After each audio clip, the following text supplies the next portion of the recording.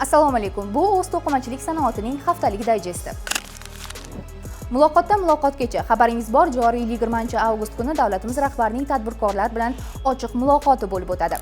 Ayni kunlarda mazkur jarayonga tayyorgarlik ishlari qizg'in olib borilyapti. Masalan, Savdo-sanoat palatasida 24 soat davomida tadbirkorlar murojaatlari qabul qilinyapti.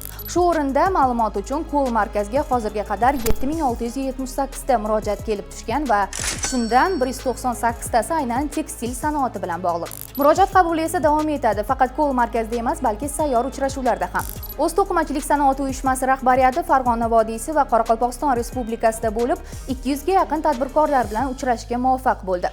Joylarda holat, mavjud muammolarni o'rgandi. Hozirda kelib tushgan muammoli holatlarni o'rganish jarayonlari ketyapti. Global inqiroz barcha tarmoqqa ta'sir qildi, jumladan tekstil sanoatiga ham.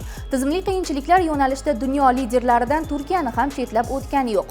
Turkiyalik sarmoyadorlar o'zi uchun yangi imkonlar, yangi bozorlar izlashda davom etadi. Bugun aynan ular orasida o'zi uchun O'zbekistonni tanlayotganlari ham talaygina. Tarsus Industrial Zone Yuqori Chirchiq tumanida tashkil etilayotgan Textile Industry Park to'qimachilik industrial texnoparkida ilk pilot loyihani amalga oshirmoqchi. Bu haqda Savdo-sanoat palatasi va uyushma rahbari ishtirokida tashkil etilgan uchrashuvda ham ma'lum qilindi. Hammaga mashhur Fransiyaning Hermes brendining joriy yilning o'tgan davridagi daromadi 7,5 milliard yevroni tashkil etib, 15% o'sish kuzatildi. Brendning Osiyo, Yaponiya, Amerika, Yevropadagi filiallarida ham sezilarli o'sish qayd etilgan.